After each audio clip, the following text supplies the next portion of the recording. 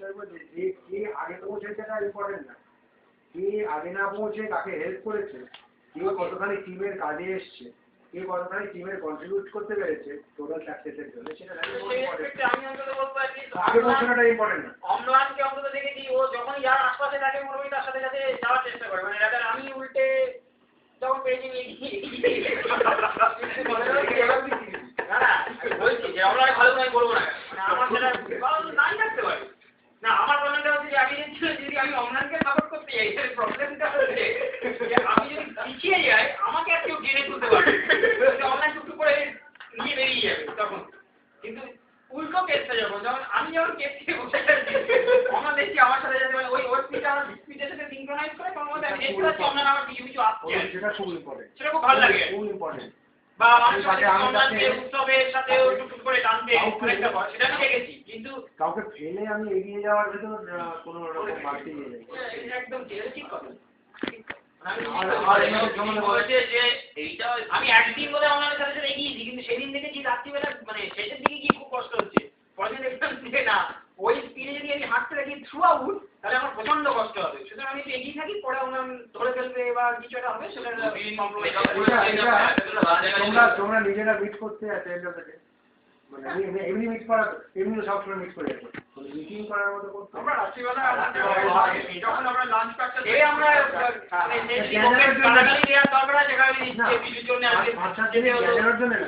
আমার না official meeting করা উচিত ছিল, তাহলে এই যে স্পিডের ব্যাপারটা নিলাম যেটা বলে খুব ভাইটাল পয়েন্ট, তাহলে সেটা তখনই তুমি প্রথম দিনের পরে সিদ্ধান্ত নিতে যে সবাই একসঙ্গে এইভাবে চলবে, কে কে স্পিড কমাবে, কে কে স্পিড একটু বাড়াবে। না স্পিড দিতে হবে, আমাদের ইস্যুটা হচ্ছে যে স্পিড নেওয়ার ক্ষমতা বেড়ে যায়। হ্যাঁ, এবার যদি ক্ষমতা না থাকে তাহলে যে যার পক্ষে সবথেকে অসুবিধা হচ্ছে পাওয়া যাবে না, তাহলে একজনকে কম্পিটিশনটা আমার অনেক যেটা শুনেছি বর্ডার টিম গুলো they are taking guide voter and a runner, সেই রানার আগে যে রানার সকালে দৌড়াচ্ছে না এরা না আমাদের কোনো প্রবলেম দেবে, আমরা একটু এক্সটেন্সিভলি হেঁটেছি, আমরা সকাল থেকে বেরিয়ে রাত যদি আমরা বিকেল যদি আমরা 4:30 5টা অবধি হাঁটতে থাকি তাহলে আমাদের পসিবিলিটি কমে যাচ্ছে লাস্ট পয়েন্টে গিয়ে হোটেল পাওয়ার। সেক্ষেত্রে আমরা যদি ওই থেকে 3:30 বা 4টের মধ্যে আমরা যদি এন্ড করে দিতে পারি একজন টুক মুছে এমন একটা টার্গেট রাখতে হবে যেটা 4টে পরে আর যাওয়া যাবে না ওই অবধি, সেক্ষেত্রে আমি হয়তো 1.5 ঘন্টা কম হাঁটলাম, তাহলে কি হবে টেকিংটা ঠিক আছে, একজন 4টে পৌঁছে গেল ঘুরতে চড়তে 5:30 নেচারাল পয়সা দুর্দর্শ মানে এটা যদি জঙ্গলি হতো ওদের কাছে শুনেছি যে জঙ্গলিতে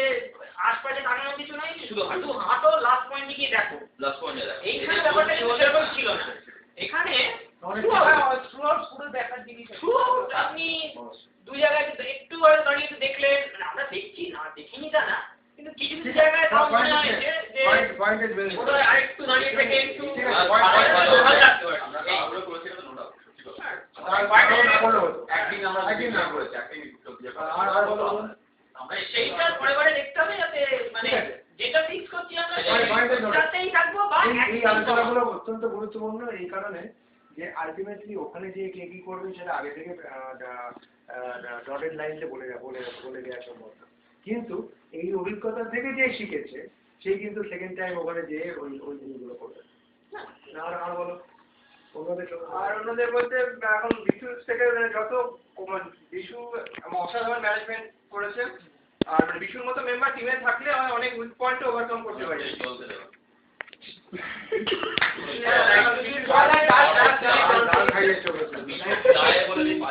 জলের মধ্যে মাঝখানে দিবে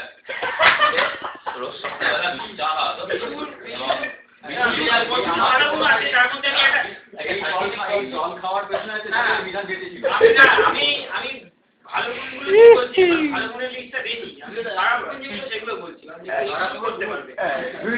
খারাপ গুণ নেই বলে 1 নম্বর গুণ হচ্ছে বিশু সকালবেলা উঠছে এখানে চা ইস্যুটা নিয়ে বলছে, ওর বক্তব্য হচ্ছে প্রচুর জল খেতে হবে, সেই জন্য ওর বক্তব্য যে বড় কাশিতে পুরোটা জল নিয়ে এলো, তাতে প্রথম দিনটা মানে ডেঞ্জারাস আর কি, যতজন মেম্বার ততগুলো কাপ দিয়েছে অ্যান্ড তাতে অল্প একটু দুধ দিয়ে যেটা আলটিমেটলি করলো সেটা গঙ্গার জল না কিসের জল সেটা বলা মুশকিল, Consistency সবকটা জিনিস এবার ওর বক্তব্য যে কেন আমি তোমাকে বলছি কনসিকিউটিভলি সবকটা দিন তারপরে ওটা হয়েছে একদিন আমি নিজে দায়িত্ব নিয়ে এটা তোমাদের দোষ না একদিনের পর তোমরা গঙ্গায় যাও খেয়ে চলে 5 দিনের পর তোমরা ঘুরতে দিয়েছো কি করে ওটা এবার শুনো ওকে চেক করো নি কেন বক্তব্য হচ্ছে যে জল খেতে হবে বক্তব্য হচ্ছে জল খেতে হবে এখন আমি বলছি যে জল যদি খাওয়া দরকার হয় তুমি হাতে জল এনে দে আমাকে আমি নিজে জলের বোতল তোকে দিই জলের বোতল তোকে আমি দিয়ে দিচ্ছি ওই জল খা ও বলেছে যে আমি জল খাবো এক কাপ চা দে আমাকে তবু 7 দিন ধরে তোমরা করে গেছো কি করে এটা ওটা actually আপনার জিনিসপত্রের মধ্যে ধরে গেছে না সেটা বিষয় তোমার এটা লার্নিং এবং এইরকম তোমার এইরকম চা একদিন একজন ফাইনাল খাইয়েছে